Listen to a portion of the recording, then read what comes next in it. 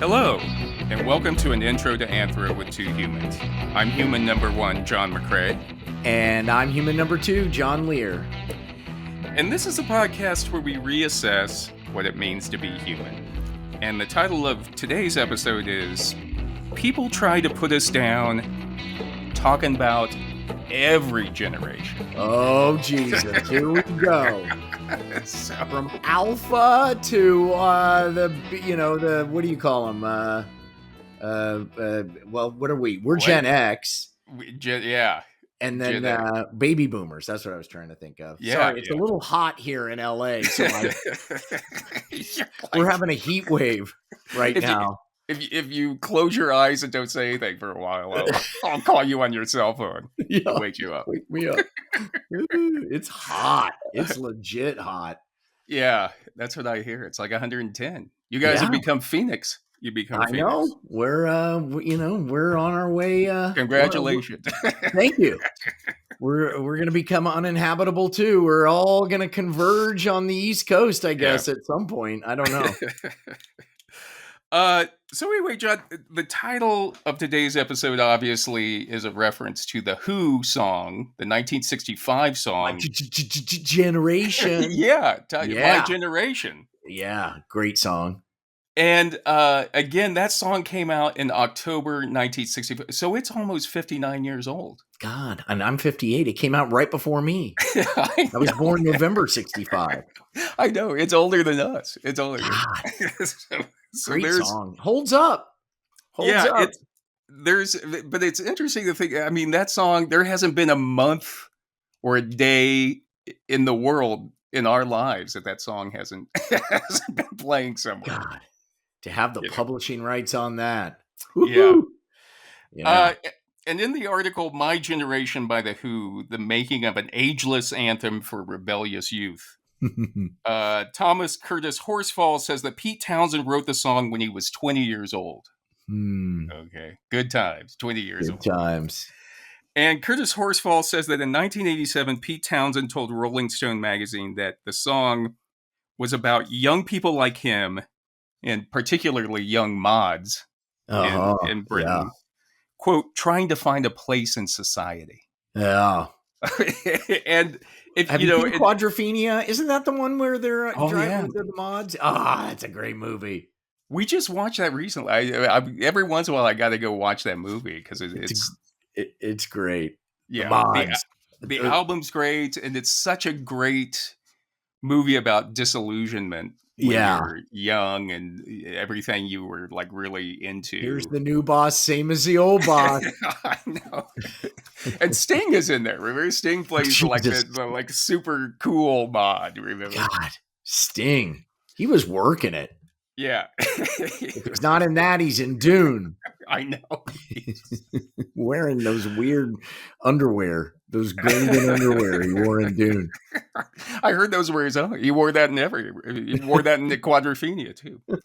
And so, John, there were a lot of songs back then, remember, about young people and old people not getting along. Remember, you have Neil Young's Old Man. Man, take a look at my life. And Cat Stevens, Father and Son. Remember that song? Yeah, what's that one? How does that go? When I try to explain, he turns away. To explain. I can't do too much or we'll get copyrighted. Don't worry about it. They're not going to recognize it. Finally, my horrible singing comes in handy. Sing away. If it keeps you awake, just sing away. But in the song My Generation, Roger Daltrey sings, people try to put us down. Uh-huh. And again, you mentioned that there's a stutter in there, so it's down. Yeah. And apparently he actually did have a stutter in there. And so they were like trying to get it to fit the music, and the engineer was just like, just leave it in, they just stutter through it. And then it sound like you're messed up, or it sound like you just don't care, you know. It makes the song. I love it. It really does. And then he says, just because we get around, things they do look awful cold. Hope I die before I get old. Yeah, we all say that until you get old. I And then it's like, whoa, wait a minute. Yeah. I was thinking about it too. That seems to be the line that resonates with everybody. Yeah. Every generation of young people. Yep. And in the 60s, you also had Jack Weinberg, who was a student activist at the time. Remember, he said famously, "Don't trust anyone over the age of 30." Yeah. God. Now I've refined it to just don't trust anybody in their 30s. Yeah. It seems like it makes sense when you're in your teens or in your 20s. It seems like, okay, 30. That's even Logan's Run. Remember Logan's Run, the movie? Their little hand things turn color. At 30, that was it. Remember, that was it. You're done. If you haven't done it by 30, forget it. Yeah. And the irony now with the song "My Generation" here in Roger Daltrey and Pete Townsend sing about it is they're singing about a bunch of old people in their 70s and 80s now. Yeah. I saw them in Vegas and they just they played and they were in this little venue. It was unbelievable. And they just played what you wanted them to hear. There was no, hey, here's our new tune or see if you recognize this one. Nope. Yeah. It was every tune you wanted to hear. Boom, boom, boom. Good night. Yeah, no jazz fusion, no Spinal Tap jazz fusion. No Spinal Tap. It's like no new stuff. Yep, no new stuff. Pete Entwistle's, it's poetry set to music or something. And despite what the song says, though, John, it seems like a lot of people from that generation didn't die before they got old. No. Turns out I did my best to die by the time I was 30 and my body just kept on going somehow. The will to live. You just like. And now I'm so glad.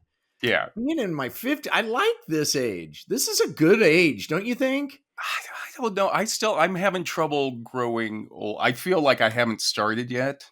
Really? You seem like so content and I don't know. It's drug. I'm medicated. I'm well medicated. A lot better than you were in your 20s. God. Yeah. You were trouble. I will say that. Yeah, I will say that. You got this. You hit this point in your drinking where you just got this look in your eye, and I was like, "Oh shit!" Yeah, anything could happen now. I don't do that anymore. Thank you, Lexapro. Thank you, Lexapro. But John, I think the point is time marches on. You know what I mean? And I was thinking about it. Even millennials. Remember, everybody was always like, these millennials, they're like, millennials are like in their 30s and 40s. Yeah, now. They're not cool anymore. Millennials are over. I know. But people are still like complaining about, the millennials with their tattoos and their spring breaks. And it's like, they're mid 40s. Like if you were a millennial born in 1980. You got Z and Alpha. And Alpha coming in afterwards. Yeah. Jesus. We start back at the top. But I think it's, at every point, every generation thinks it's getting screwed over. Like they think that they're Yes. Well, they are. Every generation is getting screwed over. Life is pain. Life is tough. Life is, brother. A challenge. Yeah, and if you're old, you complain about the young kids. They don't want to work. They have it too easy. They're a bunch of crybabies. I don't really do that, thank God. Yeah, but if you're young, then you complain about the old people. Like they drive too slow. They don't know how to use technology. They're a bunch of crybabies. Oh, my kids hate how I follow the rules. And I'm like, listen, when you spend the night in jail on LSD, you'll drive like me. I don't want any trouble from anybody. 5 miles an hour under the speed limit. No more. Well, my rule is 7 miles over the speed limit. Yeah. That's what I do. Because if you go too slow, they'll think that you're hiding something. Yeah. I want to blend in, but I don't want to be a speedster. Anytime one of those people who think they're race car drivers drives by me, I'm like, thank God you get pinched. Yeah. Go for it. Lead the way. Lead the way way. to go. You're so cool. Keep going fast. When I used to drive from Santa Fe up to Las Vegas, New Mexico, every day for school, there was always a state policeman outside of Pecos, New Mexico. Always there every morning. And I'd pass him. And I knew if I went 5 miles over, you were all right. Yeah. But one day I was like, I'm running late. I'm just going to go like 7 miles. 7 miles over, pulled me over. No! Oh my God, that son of a gun. Damn. So even he had it like 5 miles after that. Well, maybe I should change my tactic. Make it 6 miles, split the difference. Well, I was like the only person on the road. Out in LA, you probably, there's other people. LA is basically ungoverned at this point. As far as like traffic stuff goes. Yeah. On the highway, you still got the California Highway Patrol, and they'll pull you over. But along anywhere in the city, it's a free for all. Really? The cops have so many things better to do than to make sure we take a full stop at a stop sign. It's crazy. It's chaos here. Yeah. It was in villages here, they call it convivienza, which is like living together, whereas like in a village, everybody will take care of themselves. Eventually. It'll shake out. So maybe that's what it's convivienza on a large scale. I don't know. I think it's more of a battle, but it's great. I love how unorganized LA is. That's one of the things I love most about the city. The heat, unfortunately, the heat's killing me. But other than that, the chaos is okay. The chaos is awesome. So today, John, we're going to be talking about generation gaps. Mm-hmm. And of course, when I say generation gaps, I'm talking about the conflicts between people from different generations. Because obviously, I mean, if everybody's getting along, then there's really no gap there. Everybody's right. You got to find something about it. We're so about separating ourselves into groups, our tribal instinct, whatever that's any way we can say, I'm a Chiefs fan. I'm a Ravens fan. I'm an old fart. I'm an old fart. Any way we can divide ourselves up. It's crazy. We're just built for that. Did you have any generational conflicts with your parents growing up that you can think of? I mean, I can't think. I just felt like we were so different in terms of our perspective. I mean, once I hit my 20s and we had AIDS happening and we had the conservative, the moral majority and those kinds of things coming in and punk rock. And then it seemed so different from them. I just remember thinking that. And I loved them, but I just thought we're just so different. Now, the older I've gotten, it's like, who cares? Okay, you had the pandemic. I had AIDS. Whatever. The millennials had the stock market crash or the recession, depression, whatever. I don't know. How about with your kids too? Do you have any generational differences with your kids that come up? I don't see it, but boy, do they see it. Oh, Dad, you don't understand. Yeah, I do. Yeah, I do. Yeah, you little punks. I never had any real generational conflicts with my mom. And it was just the two of us, Yeah. And for one so thing, young at heart too. She had such a great sense of humor. Yeah. That helps a lot. And she had me when she was older, when she was 35. And at that time, back in the 60s and 70s, they always said if you had a kid when you were older, they'd either be really smart or really stupid. So my mom had me when she was 35 too. Did she? Yeah, really? Okay. that's right. So I went the stupid route and you went the smart route. Well, I don't know that it's still out. The jury's still out, I guess. Well, you're smarter than me. Let's put it that way. Well, one time I'm cool. The air conditioning makes it cooler, so it's easier for me. Yeah, that's true. But one time I asked my mom, I asked her, I go, how did you feel when you found out at age 35 that you were pregnant with me? Mm. And she thought a little bit and she goes, well, I was happy because I thought you were a tumor. Well, with the size of your head, she must have freaked out. I know.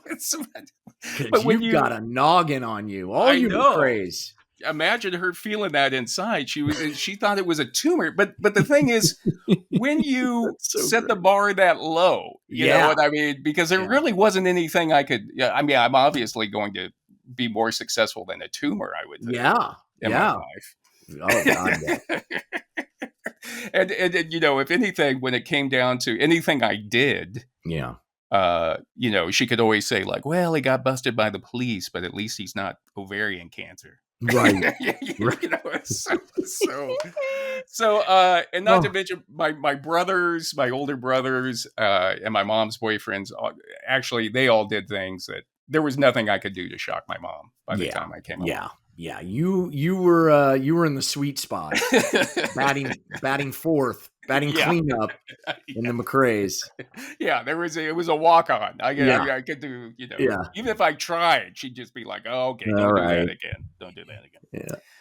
Yeah. But I know what people are probably saying. They're saying, "What do you you old guys, know about generations?" They're calling somebody out there like, "You don't know me. You don't know me." Oh. You don't know. Don't tell me about me. Yeah. You get a haircut and get a job. Yeah. But I feel, John, that you and I are distinctly qualified to talk about this subject. Excellent. And first of all, people may not know this, but you are like a multinational conglomerate. I am? Yeah. In other words, you have a lot of irons and a lot of fires. Oh, that's true. Boy, is that true. Yeah. I'm working it out there. Yeah. And again, it's like you have a lot of projects going on. I don't even know how many projects you have going on. I just keep doing it. I can't help it. I just love that kind of thing. I just love it. Keeping it going, having lots of stuff. But this, I got to say, Intro to Anthro is one of my faves. Well, it really is. I look forward to it. I just love it. I just love doing this. I always wonder, like, it seems like you're working on other things even as we're doing that. Are you working on something now? Are you working on this script? Or deny that, but I do have another computer screen up. I'm on a Zoom call. You're on a pitch meeting with another show going on right now. It's so true. But before you did this podcast, you also did a podcast called Generation Gab. I sure did. Where you, or maybe you wanted to describe it, you a Gen Xer and your partner. Yes, and she was a millennial, and we would discuss the similarities and differences in our two generations. It was so fun. Right. Chase O'Donnell, very funny show. Sorry. Lovely, lovely person. Just really fun to be around. Very funny. And she's now, she's a career as a stand-up. Really? Very successful. Look her up. See if she's in your town. Go see her. Yeah, Chase O'Donnell. Recommend her. Great person, too. Couple questions. Are you still doing that show? No. I would keep doing it, but Chase is too busy. It was awkward. I had to ask. It's almost asking about. No. This is my only podcast. Your partner's former relationship. Like, are you still seeing her? And then but I saw her not too long ago, and it was so great. Yeah, she's doing great. Cool. Maybe we'll have her on here. That'd be great. That'd be great. But I just want, you and I have an open relationship when it comes to this podcast. If we want to do, are you doing any podcasts?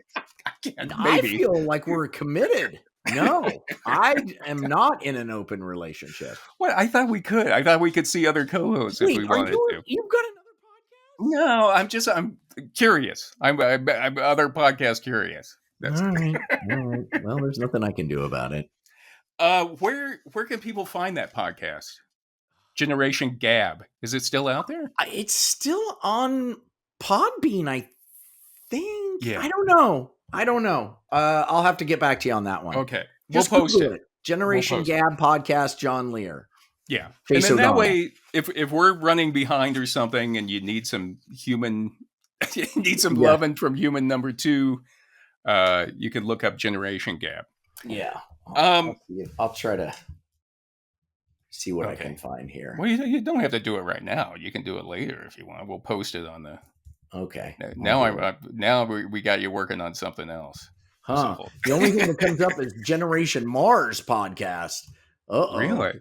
Oh, Generation Gab. Yeah, we're still on. We're out there. Okay. We're out there, everybody. Okay. We will post a link to it in case people want to check that one out. Okay, gotcha. Very good stuff. Very funny. And insightful. I don't think anything on the internet goes away ever. It's very difficult. Mary works for the company that runs the internet. I think we've talked about that. So crazy. What's the name of it? It's ICANN. It's the International Corporation for Assigned Names and Numbers. That's so cool. And they actually run the servers that run the internet. So they're That's above amazing. Google, GoDaddy, and all. But everything. I think apparently at some point the internet will run out. That we need to create they're working on a new internet, I guess. They really are. Yeah, I think so. The old one is not enough. Right. It's running out of space, I think. So God. So anyway, did you take away any lessons about generations from that experience doing Generation Gab? I discovered that I had not so fond thoughts about the generation that preceded Generation X. Really? Yeah. The boomers. I had some issues. I found that I had some issues with the boomers.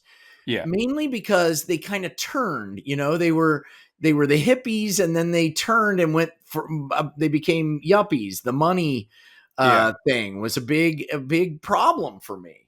And I was very, it was a way to be funny, but it was also, there was some righteous indignation there, which I had to kind of make peace with, because of course that doesn't describe all boomers. And that's the problem with generations. You get pigeonholed.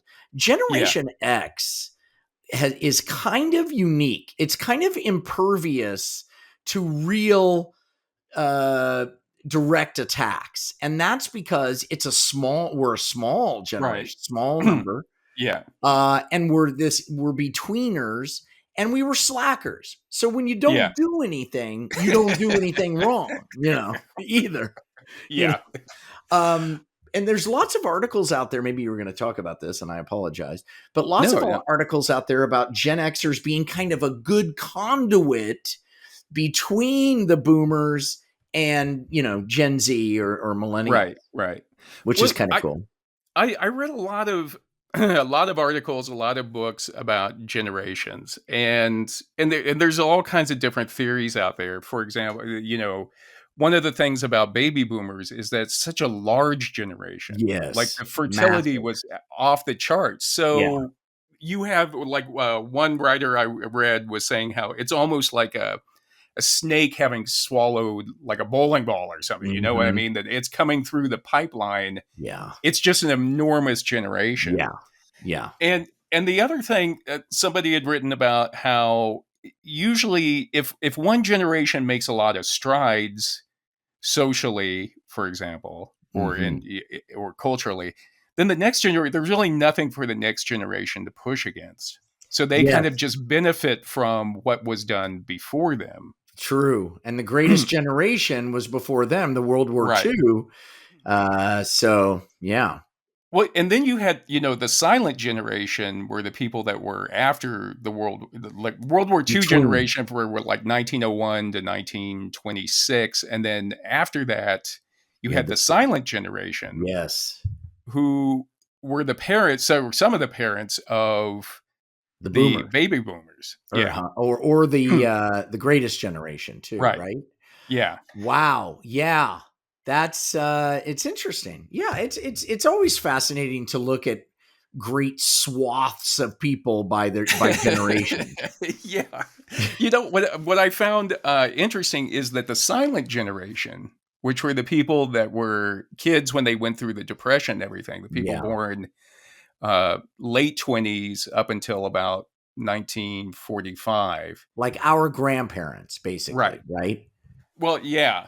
Yeah. Or it's definitely my mom was a part of the silent She generation. was. Yeah. So guess my parents were partially because they weren't necessarily boomers. They were a little older than boomers. Yeah. So they would have been silent Silent. generation. Okay. Okay. But what's interesting is the silent generation was the generation that basically led the way with civil rights, with LGBTQ Yes. rights. Yes. They were the silent generation actually accomplished a lot of social Right. advances for us, even Right. more so than the baby boomers did a lot of like personal freedom, but Yes.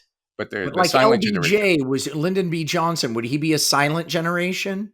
I think he would be the greatest generation because that was Okay. like God damn it. 1900 I to can't get it right. 1926. Yeah, Okay. don't worry.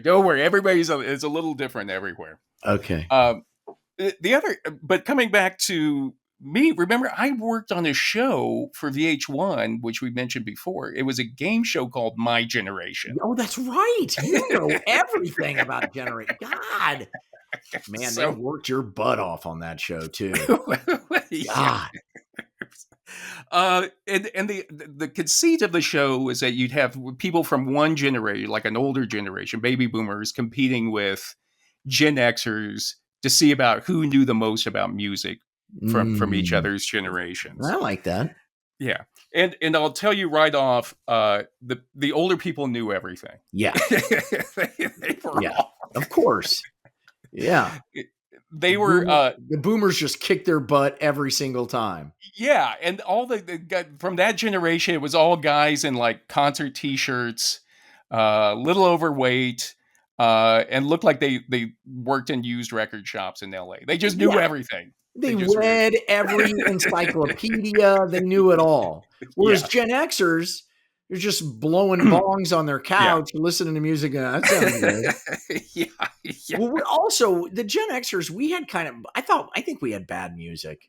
I mean, we yeah, did have punk yeah. and we did have grunge, but we also had hair metal and pop music. My God, the pop, I it was so big. I And don't know. disco. It's Mary always says like you got to go back in and listen because there was good music. You just had Yes. to look for Yeah. it then. I know. It didn't It, really grab me though, because I loved power chords. I just wanted loud. But punk was pretty great. Yeah, well, remember Steve Jones from the Sex Pistols used to Yes. have a show in LA. He used to be a DJ. And Yes. I remember one time he played How Deep Is Your Love by the Bee Gees. And he talked about how that was like to him a perfectly written song. It is. It's an amazing song. It's an amazing song. You're right. You're right. We were wrong about disco. But anyway, the show, My Generation, a couple of problems with it though. Mm. First of all, it got a little boring because the older generation won everything. Just Yeah. immediately, like right after you finish the question, they would hit the buzzer and know the answer. Yeah. It got so boring that eventually the producers were like, you know what? Don't worry about music knowledge. Just get some hotties on there. Yeah. That's where all TV eventually leads. I know. They just wanted eye candy. You know what I mean? Yep. They just People work all day and want to just look at good-looking people. Yeah, It turns they out. didn't care about like a bunch of middle-aged guys in concert T-shirts answering questions. They didn't care. They didn't care. The other thing you should know is that if you're going to do a show about music trivia, make sure you have the rights to the songs. Oh boy. Uh-oh. So, Uh-oh. So because it was VH1 and MTV, we had the rights to the videos, but we Right. didn't have the rights to the actual music itself. Oh. And so no one had thought of this throughout the whole pitching process. Oh. In the middle of the whole run up to the show, they suddenly realized you guys can't use any of this. We had written Oh. all kinds of like great, Yeah. categories and different games, all like name that tune, all this stuff. And they were like, you can't do that. You're going to do a game show about music, but you can't play the music. Right. You can play the video, but how many questions? It's so funny. I had a similar experience on my first show called News Weasels, and we were on E, and we were making fun of the news, but they screwed up, and they paid like $1 million for the NBC news feed, but it was all about the local. It was all local stuff. So they didn't have the rights to that. So during the O.J. Simpson case, we were doing like public domain stuff on Australian beer drinking, and I'm not kidding. So many things. So great. So many things are beyond your control when it comes to a TV show. I love it when the lawyers just really screw the pooch. Just somebody, was like, what? Yeah, that's what they said with this one. It was like, no, I mean, the budget for this game show would have been like Cleopatra or something. It would have been like billions of dollars to do this. Oh my God, just to play one of those songs on an episode would cost you. Yeah, and they were like, VH1 at the time and MTV, they were like, no, Pauly Shore crushes the ratings. It's just Pauly Shore and a microphone on a beach. Yep. You know what I mean? We're not going to pay videos and behind the music, somehow. And the thing is, what was odd to me was the people who were charging the most money to use their songs were the people that we've talked about, the people back in the 60s who were like saying, sticking it to the man, all this stuff. They were the ones that were like the most hardcore about like, you got to pay us. You got to pay us. You got to pay us. Yep.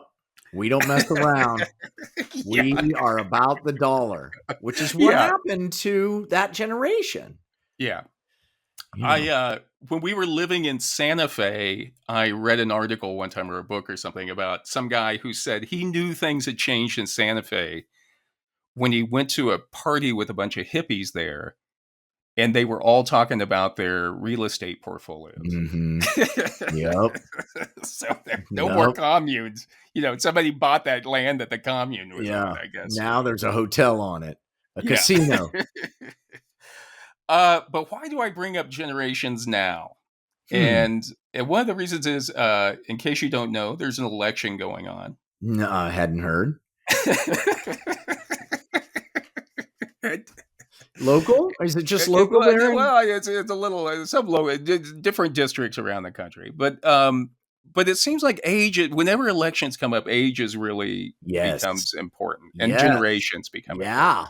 It sure does. I mean, I was so when Biden dropped out, I was like, Jesus, I thought that was the worst idea in the world. This close, and then Kamala just comes in and boom, everybody, they like somebody young. If your first stringer goes down, the second stringer, it's a step up mentality. Yeah. That's what I'd do if you died. I'd jump right in to the research. Get somebody else in here. Yeah. When you finally lose it and can't put two words together. But still have me on here though, but I'll have pre-recorded some responses to you. Good. Mm-hmm. We'll just drill a hole in your head and put a chip in there and keep you going. just I'll record just a bunch of me laughing that you could just intercut in there. Okay, I could come back to me. I'll do it with different T-shirts. I won't even do it. I'll AI me. Secondly, John, you just took your daughter off to college. I sure did, and she's doing great. Is she? Yes, that's great. Because my first half a year in college, I wasn't great. I was unsteady. Yeah. I was homesick. I was, but she, my God, it's amazing. She's amazing. How was it taking her? Did you, when you were taking her up on campus with all of her Yes. stuff, did you feel like a generational difference? Were you like, Oh "Oh, my these god. crazy kids, I can't believe Yes. they." I looked at them and I couldn't believe the stuff I did at their age. They're just children. Yeah. I had a threesome, when I was, I mean, I did some crazy, crazy, crazy, Yeah. crazy things at that age, and they're just children. They It's, just look like little oh, babies. little babies. They bump into each other. They don't know what they're doing. Yeah. Oh my God. That's the most disturbing thing. But then I had a little emotional, I was carrying like one of the last boxes up and it was just me and I kind of broke down. Do you think that you talked about, because we were doing a lot of partying and a lot of crazy stuff. Yes. Do you think the difference was our generation, or do you think that we were the same as them and they're having their own experience like that now? Yeah, I think that's what it is. I think I'll tell you, I think there's something special about this her generation. Yeah. I really do. And cuz I've had a chance to be around it.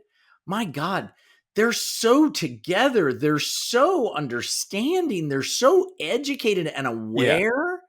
Yeah. And I'm their acceptance of each other and their serenity and surrender to what they can. I mean, I just really they're special. I think they're gonna save us all. Yeah, Really that's what I think. I think it's all younger generations are going to be the one that I mean, the save us. millennials, I didn't feel quite the same. I like the millennials, of course, a lot, but they seem kind of broken, Whereas these guys, what are they called? I guess Gen Z, or are they Gen Alpha? Z? Yeah, Okay, they're Gen Z. Yeah. Her friends, they're all these women, young women who are powerhouses, and wow, they're something else. I'm telling you. I love it. I love it. So and then for me, John, last week I paid off my student loans from grad school. I did not know that. I Did finally you do paid what off. I did? When I paid them off, I got in my underwear and threw the receipts on the bed and just rolled around in it. No, I didn't do that. I didn't do that. I should have. I could still. I'll go get them out of my. I'll get them out of my files. Take the stub, the thing that you keep, throw a few of those on your bed, get in your underwear, and roll around in it, and just enjoy. Well, it's all electronic now, so I'll run it I'll run it off on the computer, and then I'll go roll on it. See, it was paper when I got that Jesse gig, and man, that was the first thing I paid off. God damn it, Northwestern too. Did you do the whole thing? The whole thing? That's great. Yeah, that's great. Oh, it was great. Yeah, I think now it's like, well, I'm debt free as far as student loans. I could go back and get my doctorate now. Yes, you should. It'll help the show. No. I'd love to see. I'll be hundreds of thousands of dollars in debt. Who cares? That's good debt. Yeah. But the thing is, I paid it off the same week that the Supreme Court struck down the Biden administration's latest debt relief. Yeah. And the thing is, and usually it's an older generation, but they always say, like, nobody helped me. Yeah, I'm not going to help anybody else. Why should I help them? I don't feel that way at all. It really hamstrung me. And just the weight of that debt when I was a young man, it was just miserable. Yeah. And anything to lower that. And I think colleges are scamming us. The tuitions are through the roof, and this idea of how kids now have to become robots to get in the good school. The whole thing it feels like a scam to me now. Yeah. I go over to Europe, they laugh at us. They're like, you know what I paid for college? $2,500. I know. I've got my master's. They're just like, Jesus. I don't know where the money's going, because all the professors are adjuncts, it seems like now. I know. Yeah. So they're making less money than the students going. Yeah. It's like it's the exact same, I'm sure, sort of scam that is medical insurance. It's the same sort of like, I don't know. What do I know? I'm too small. I'm too dumb for this. I'm the dumb one. Somebody's scamming some money off in there. I don't know where it's going. It ain't working. It's ridiculous. The money, it's insanity. Yeah. And I'm still, I'm the type of person that like, look, stop being an asshole. If somebody needs help, I don't care if they're like farmers or if it's like small business owners or people with kids, just fucking help them. Yeah, Just what do you fucking care? help. Yeah. You're a And by the way, billionaire people did anyway. help you. Yeah. Yeah. People did help you. I Those know. were Yeah. people on the dole who were saying that. Yeah, if you were like, or even like whenever you hear billionaires talking, like nobody ever listens to my argument when I say like, well, why are we helping billionaires out? I don't get anything from those guys, but we're still helping billionaires and banks out. Yeah, true. Um, but I think that statement that nobody helped me, so why should I help anybody? Mm, Uh, it's a generational statement. mm. You know what I mean? When you're young, you're like everything. People say like, "Well, when you're young, you want people to help you, but when you get older, you think that nobody should help you." Mm-hmm. Mm-hmm. Uh, and it seems like as I was putting together this week's episode, I found that it was very hard for generations to be objective about themselves. Mm. Interesting. And they all seem to get very defensive. Yes. Oh, you don't know how hard I had to work. Oh, you Right, think it's rough right. on you? I had to hike to school in 10 feet of snow and Right, yeah. right. All of that stuff.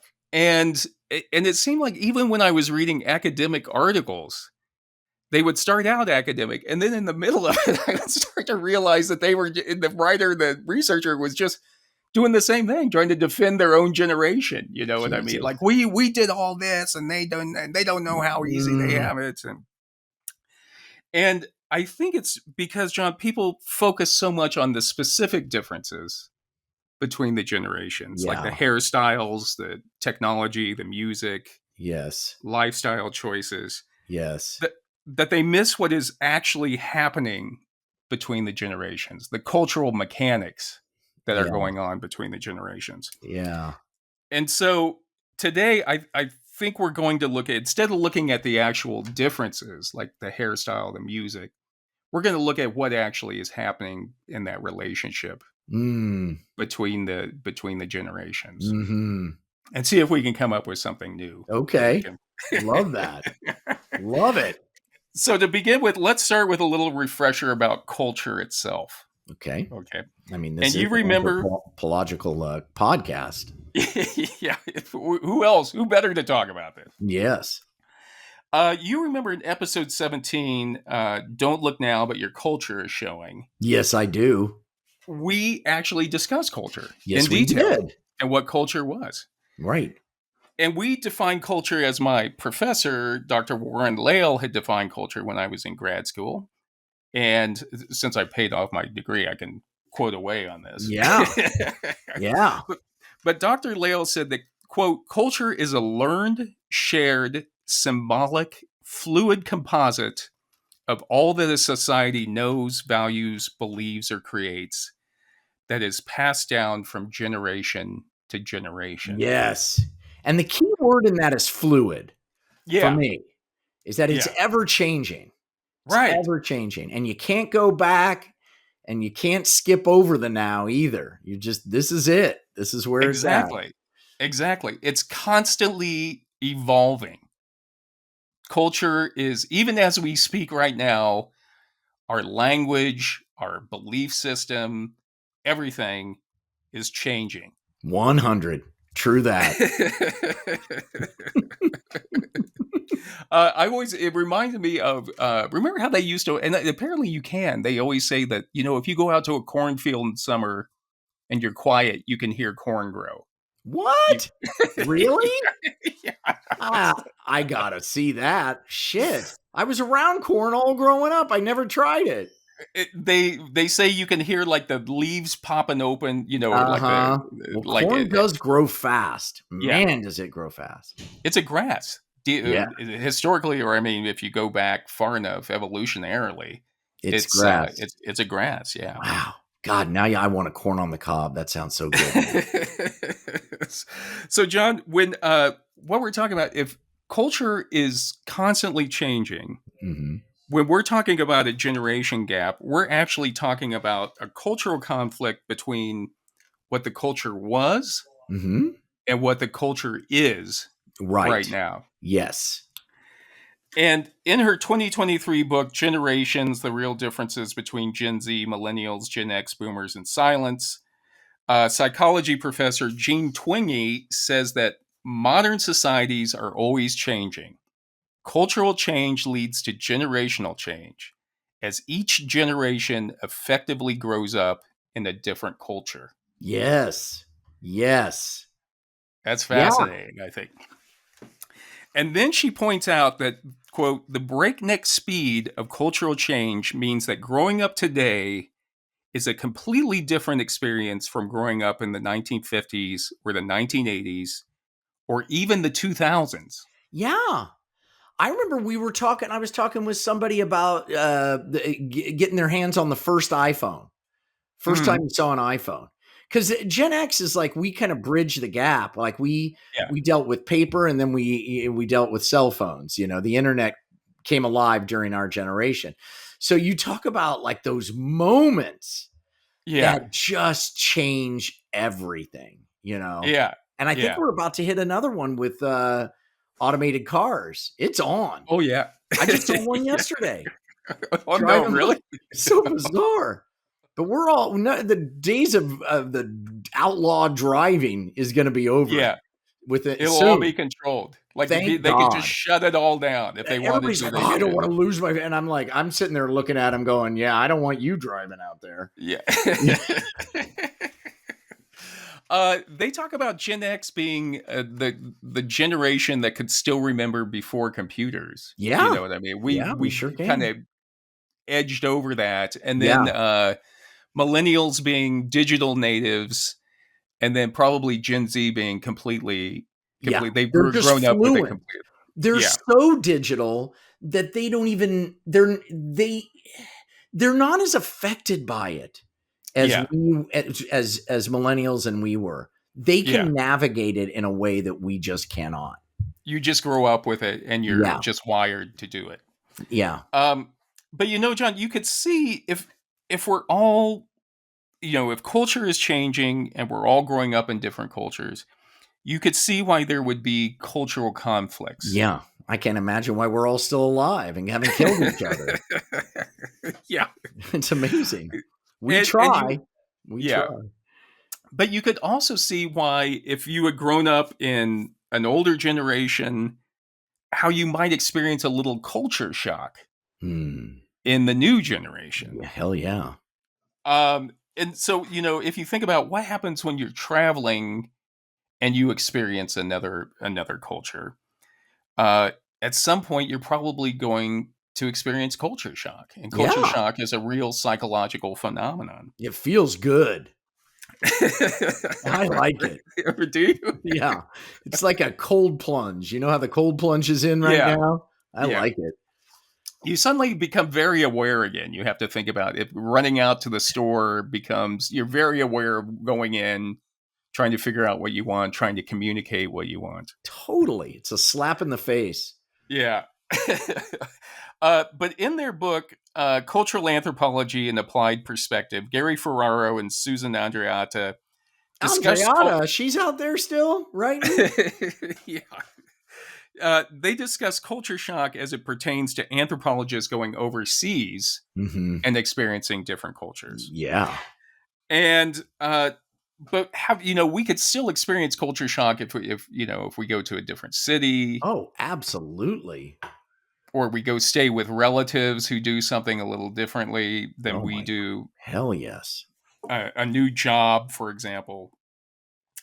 And so what I think is probably shocking to people when they experience culture shock for a generation gap is that they haven't moved. They haven't gone anywhere geographically. They've stayed in the same place, but yet they're feeling that emotion of a culture shock. So they're like the safety they feel in nesting in this place. Part of them is realizing, culture's still changing. Things are changing no matter what. Yeah. Yeah. And that's how when they go, when they, suddenly well, I haven't gone anywhere. Why is it suddenly I have trouble talking to my grandkids? Or, I haven't gone anywhere, but the people at work the new employees are driving me crazy at work. So your theory is that travel, you need to move around. You need to. Well, my theory is, and we'll get to it in more detail, but it's that what drives people crazy with generation gaps. And when you see people getting very angry about, these young people, what I'm saying is that's actually culture shock that you're feeling without having actually moved geographically. I see. The ground that you thought was hard rock is not. It's moving and changing, and that scares the pants off you, so you get angry. Right. And it's culture shock. If you had flown over to China, for example, you would be prepared that you would go through culture shock. Right. But the fact is the cultures are changing around you, so that now you're experiencing that different culture and the culture shock in your own town. Right. Is what I'm saying. And it becomes even more confusing because you had no preparation for it. Right. And so Ferraro and Andreatta, they just define culture shock as the psychological disorientation caused by trying to adjust to major differences in lifestyles and living conditions. And they say that culture shock can range from mild irritation to out and out panic. Okay. And I would also add a lot of anxiety and a lot of anger. Because fear leads to anger, because we can't abide fear. Fear is scary as hell. So you turn that outward into anger, and you think that's going to help you. It really doesn't, but and I think it's it's a confusion. Like, you go to the airport, that's why everybody's always angry at the airport, is that it's just confusion. You don't know where you're supposed to go. Everything's changing. And so people lash out with anger at that point. God, I love airports. I love airports because people get, just because of exactly what you're saying, people get stripped down to their bones. It's so incredible. And we're so, what I realize every time, and I go to a lot of airports, is how myopic we all are. We're just on our thing. I've got to get to the thing. And there's no awareness beyond yourself. You're the most important. Your trip is the most important thing in the world. And the rest of us are obstacles that you have to navigate. It's so great. But everybody feels that way. Everybody feels that way. And everybody thinks they're the most important thing in the world. It's so great. There was a guy who was behind me in the TSA line. And he was so intense, freaked out. He was trying to catch a flight that I know he was never going to catch. Not a chance in hell. He was there. He got there way too late. He wanted to get through security, get to the gate, and check in like 15 minutes. And it's O'Hare, and it ain't happening. That's just, you're cooked. Get on your phone and start booking another ticket. But the thing was, we're all in this line, this jammed line, and he's right up on me, right up on me, because he's just so intense about getting through the line. And so finally I said, hey, go in front of me. So those extra 6 minutes, those extra 6 inches. He walked 2 feet. He's like, yeah, sorry, I'm trying to catch my flight. And I'm like, dude, I didn't say it, but I'm like, you missed your flight. That's what everybody, when they're up there, everybody is, and I do it too. I'm not, but everybody is like, look, I really got to change my flight or whatever. When you're up there, you're telling, and the person has heard that same story from every single person that's come up there. It's so true. It's so true. But again, what Ferraro and Andreatta say, when culture shock sets in, everything seems to go wrong. You may become irritated over minor inconveniences. You may begin to view things critically and negatively. Yeah. Like the TSA. People who had it before 9/11, they're so annoyed that they have to take their shoes off. If you grow up with it. It's I just got to take my shoes off. It's just part of it. Ferraro and Andreatta then list off some of the basic characteristics of culture shock. And as I read off some of these, John, I want you to think of how they apply to generation gaps. Okay. Okay. When people become annoyed at like other generations. Yeah. And see how, and again, so Ferraro and Andreatta are talking about culture shock, meaning when you go overseas and you encounter another culture, but we're going to apply it to generation gaps. God, you're good. So some of the basic characteristics of culture shock they list are a sense of confusion over how to behave. Yes. PC language, Yeah. Pronouns. Right. Pronouns. Yeah. You don't know. You're confused. You're confused because the culture has changed. You haven't changed, but the culture has changed around you. Yep. They say a sense of surprise, even disgust, after realizing some of the features of the new culture. Oh, for sure. God damn it. Yeah. Wait. I have to take, I take my shoes off, but I don't take my sweater off. Yeah, and people just get, and when they beep, they're so furious. So funny. And I think I would put in there too, like transgender. Like they say that Gen Z is more open to transgender. Oh, they don't even they navigate it so effortlessly. Yeah, it's nothing to them. But you see how like other generations are like disgusted by it. This is disgusting. And it's like what 3% of the population, or even less than that. Like, how often do you run into people like that? Well, I see them a lot because I'm out in LA. I don't care. With open arms, no matter what your journey. I'm like all for LA, baby. I'm for individual freedom. You live your life however you want to live your life. Who cares? I mean? Jesus, so many things to worry about. Another thing they mentioned is a sense of loss of old familiar surroundings. Yeah. Which is you hear malls are gone. Now you order your things on Amazon. Yeah. A sense of being rejected or at least not accepted by members of the new culture. Right. And that's where it gets, I think, where the rubber meets the road. When they correct you, if it's the new generation corrects you with this righteousness of you should already know this. And the other generation is like, wait a minute, I haven't been saying things this way my whole life. Help me. Yeah. Yeah. Or they get angry because they're embarrassed. And you get embarrassed. Yeah. You're confused. I screw up the they. I'm terrible with the program. I've gotten a lot better. I just go to they and there. And pretty good. But it's hard when you've spoken one way your whole life. Yeah. And it's really you just. Again, if you had gone to another country, you would kind of have some preparation as to why you're having trouble functioning. Yes, that's true. You'd have a more openness, probably a bigger tolerance. Right. But the fact that you're still in your same town, same house or whatever, you think it just becomes same culture. Yeah. And it's changed. And then also one of the things they talk about is a loss of self-esteem because you don't seem to function very effectively. Right. You're not relevant. You don't feel relevant anymore. Yeah. Yeah. So with that in mind, here's my thoughts about how culture and generation gaps work together. Okay. And so one is culture is constantly changing, which we've talked about. Mm-hmm. 2, each generation grows up in a different culture. Yep. Okay. And 3, sometimes when you're in a new culture, you experience culture shock. Yes. So.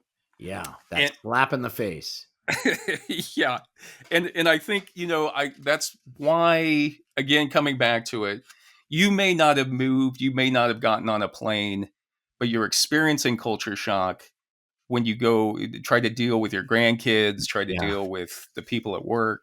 Yeah. All of that. It's funny because you get caught because the new generation does want to hear about things from the old generation. Like they are curious about it. Like I was talking about Thomas guides to young people, and they were like, wait, what? And I'm like, yeah. Everybody carried these thick bound maps of all of LA, and you would look it up and find the G7 on page 383. And then you'd have to figure out how to get there. They were just like dumbfounded, and it's fun. but then it can turn too when you're like, things should still be that way. Things should still be, things were better back then. Right. And it's not that one's better or not. I mean, it's going to change. Yeah, Culture it can't doesn't help but matter. change. It's going to change Yeah. no matter what you say. One of the things I read, and I can't remember which source it was, but they were talking about how, for lots of our history, there really wasn't that much technological change happening. Right. And so if technology or the culture didn't change very fast, say from like 1500 to 1700 was essentially the same culture. Right. Then there was value in having an older person who had lived through exactly the same culture, who had some wisdom that they could impart. Guide you. Yes. Right. Yes. And then once technology and culture started changing so quickly, yeah, then that became less important, because now suddenly you like, what can an old geezer like me tell a young kid about how to like program their phone or something? You know what I mean? It's like, you become less. You still have wisdom, like personal wisdom, but you're less relevant. You're just not relevant. Right. Yeah. So John, have you when you travel, because you do travel a lot, do you experience culture shock when you go overseas? Yeah. But I kind of like it. I was serious about that. I sort of, that's, to me, is what's cool about travel, is seeing how humans behave differently. Yeah. And I travel for business, so I'm not, and I perform. Yeah. And it's so fun to see how they react to what I do, because our cultures are so different. But then you find these kind of common ground things, and then you find these places where their culture is just not interested in discussing, certain things. Yeah. Yeah. It's so cool. I just find it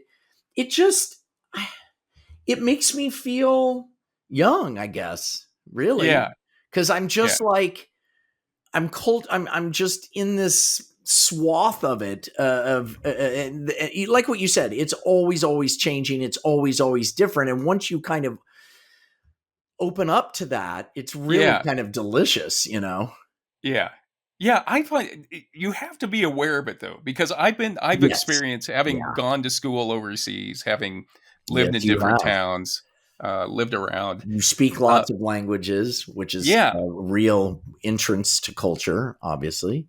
But I've experienced culture shock. Like it hits you. It's a real thing. No question. No question. Absolutely. Yeah. It's it's just like the food we ate from the 1800s. Everywhere you go, it's different. The food is different. Sometimes it's good, sometimes it's not. Yeah. But it's different. Everything's different.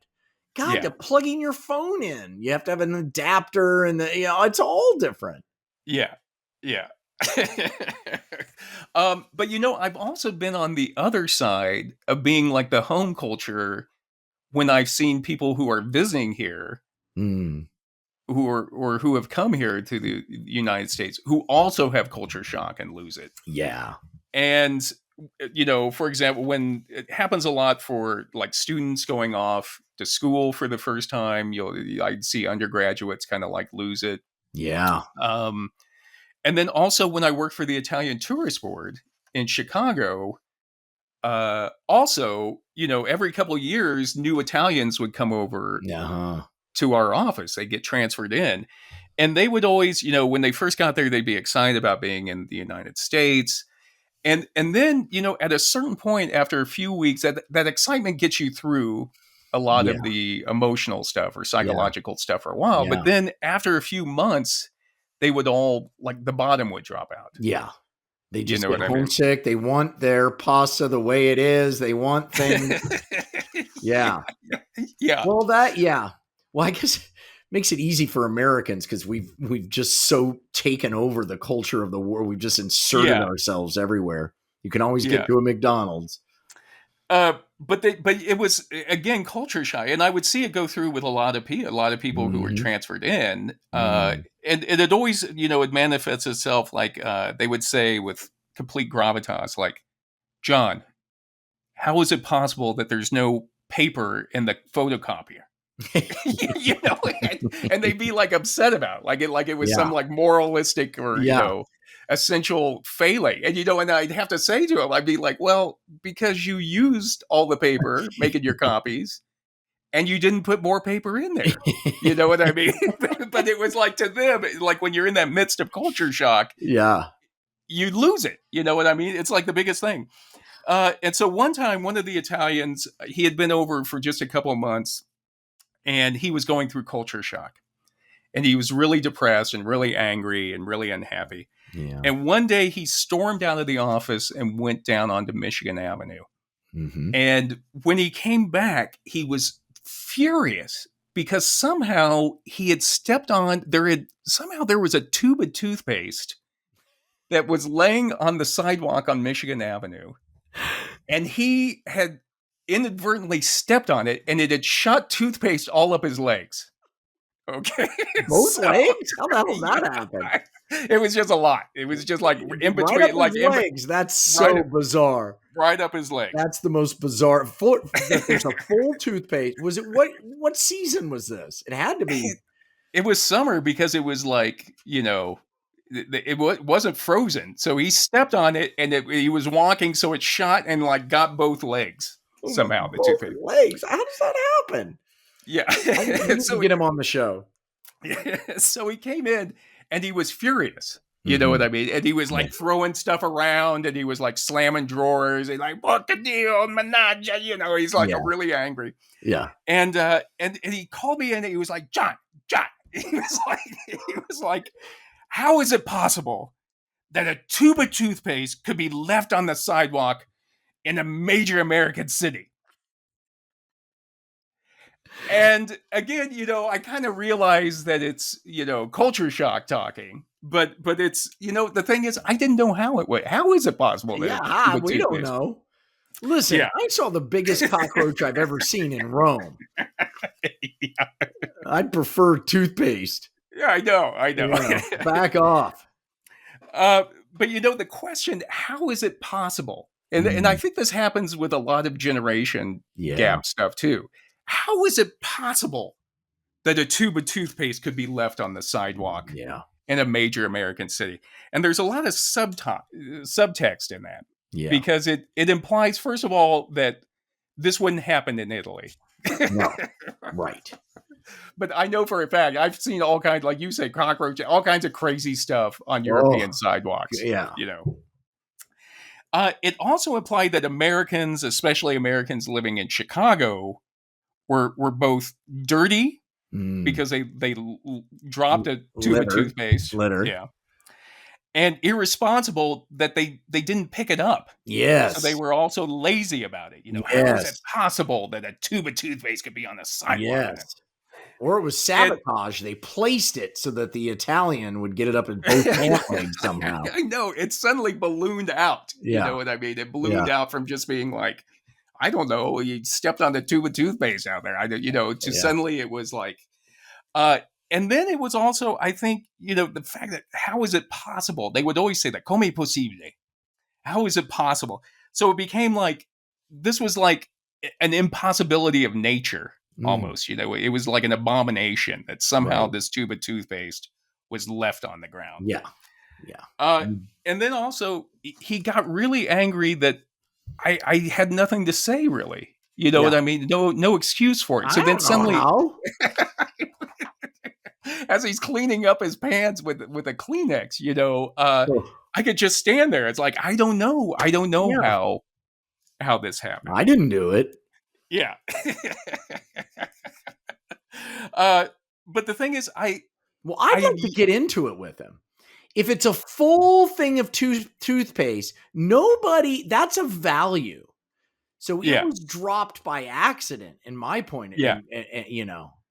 It slipped out of a bag. It fell. Somebody was furious and threw it out of a window. I know. There's a short film behind all this. What I'm more curious about is how the hell did you not see it, step on it, and squirt it up both legs? That's the culture shock to me. What the hell?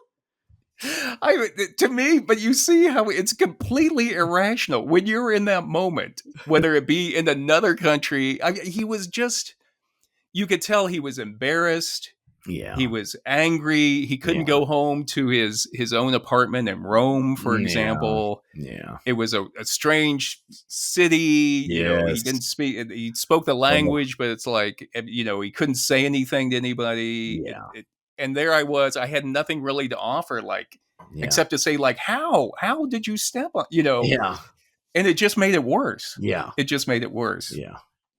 But I think that's what happens again with culture shock and with generation gaps, is that it becomes irrational. Mm-hmm.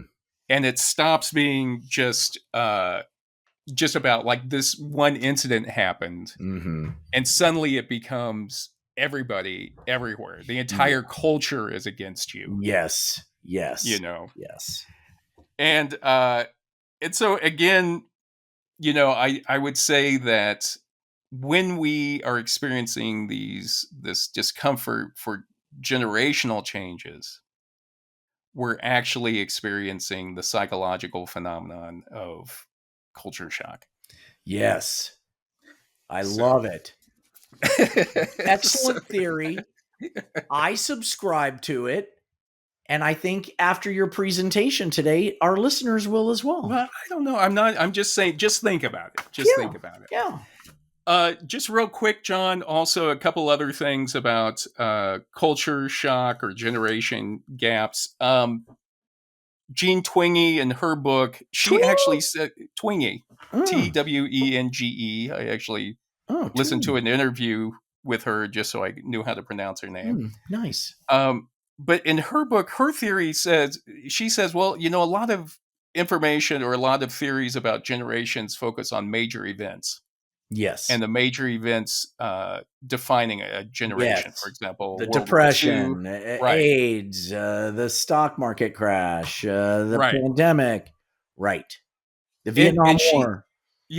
And she says that, quote, technology has completely changed the way we live. And so her theory is, she's saying it's more technology defines our generation, more so than events. I agree because we have access to all of history now, all of us on our phone.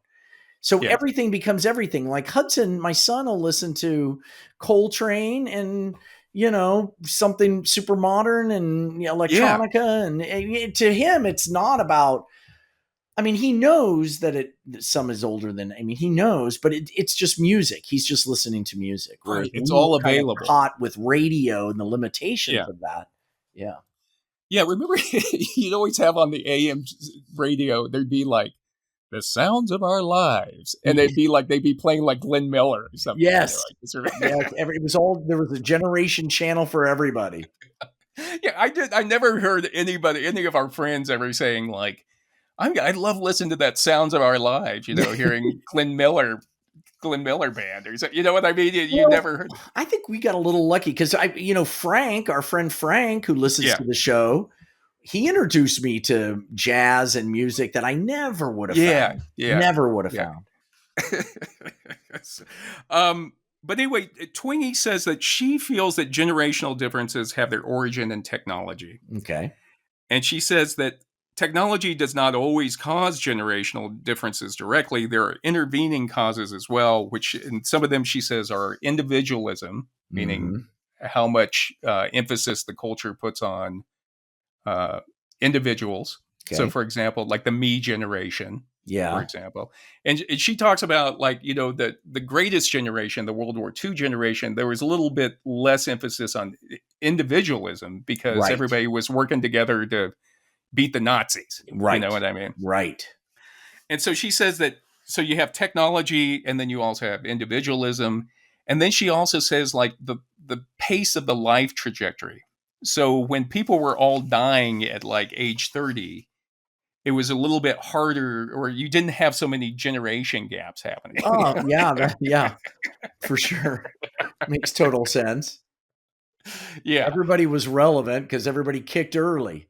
Yeah, yeah, and you didn't, you couldn't say, "Oh, those kids," because you were, Right. like, 14 having kids. Yeah. You know what I mean? So, By the time you said, "Oh, those kids," you were dead. yeah. So she says that also has an effect. Okay. What would you think for our Gen X, what do you think the technology? I mean, there's no answer to it. What do you feel like the defining generation Technology, or I think, was technology for? DVD cameras. I mean Yeah, DVDs for music and cameras. We could yeah, record yeah, ourselves, interesting. and I think that the video revolution that happened right then, like once they That's worked out Betamax versus VHS and VHS yeah, one, I think that was huge, huge. interesting, interesting. As it was coming up because, we had the first, like, home computers Oh that people yeah. had. You had some of the first home Yes, because computers, my so dad would, well, basically steal them from his work and bring them home. Yeah. They were, and but they it wasn't until, I guess, well, when I was in college, yeah, I went to the Mac lab and it changed my life. When that Macintosh came out, that first Apple computer in yeah, '84, yeah, because I was in college '85, and I went into the lab and you'd put your disk in to store it on, and then you'd put your software disk in, McWrite, and yeah, somebody showed me copy and paste, and I was like, "Holy yeah, shit, this yeah. changes everything." It really does. It really does. That you're right. That changed everything. That I could just write all my thoughts out and then move them around. Yeah. I was still writing on a, like, manual electric typewriter, Me but still a too. manual typewriter up until, like, I don't know, like, mid-90s, maybe even. Really? Well, that's funny. I had a manual typewriter. I had an Olivetti that would Yeah. correct tape on it that Oh, always yeah, screwed yeah. up. But man, when I got to that Mac lab, I was just like, "Oh my god! Yeah, yeah. I Oh would my say god!" that changed the way I think even, because Oh yeah, now it's like I just spill everything out and then I go yeah. back in and move it around. And editing video, Yeah, nonlinear editing changes everything. yeah. Because we used to have to hit play and record. You know? Yeah, yeah. All right, John. So, just to wrap up a little bit, Twingy says that, quote, every generation has a moment when they realize that they are not the ones making the change anymore. Yes. They are instead reacting to the change caused by younger people. Yes. I think that's why Gen X is kind of a. I hate to, I know I'm harping on this, but I think that makes us a little different. Somehow, we were irrelevant very quickly. Yeah, yeah. Like the I yeah, think we had a sense of irony of, yeah. like, we didn't put any faith into anything. Anything, Yeah. like And Letterman. Letterman's such a great example of that. yeah. Or Common, David Foster Wallace, the irony in a lot of it, and even towards the end of his life, before he took his life, David Foster Wallace had kind of come back away from irony, because irony he thought only got you so far. yeah, it is a dead end street. Yeah. But we were irrelevant so quickly, Yeah. Yeah. quickly. That I we could thought. just, like, well, what do you expect? What do you Yeah. expect? It's all Yeah. kind of foolish. All of it's kind of foolish. Yeah. Yes. All right, John. So, any closing thoughts on generation gaps? I just think, I'm telling you, Z and Alpha, my money's on them. Yeah, There's something special going on there. The kids are all I right, agree. to get back to the Who. I agree. They're Yeah. all right. Well, this is Human Number 2 signing off. And this is Human Number 1. Thank you for joining us, everybody. I hope you enjoyed this discussion. If you did, please tell a friend about this podcast. And also, if you have any ideas for future podcasts, be sure to send them in to us. Yeah. And if we use it, you will get one of these friendship bracelets. And you can wear that to a Taylor Swift concert. Right. And you'll It's have the, your own. Yeah. And don't forget that our marketing, our store is up. Maybe we should start.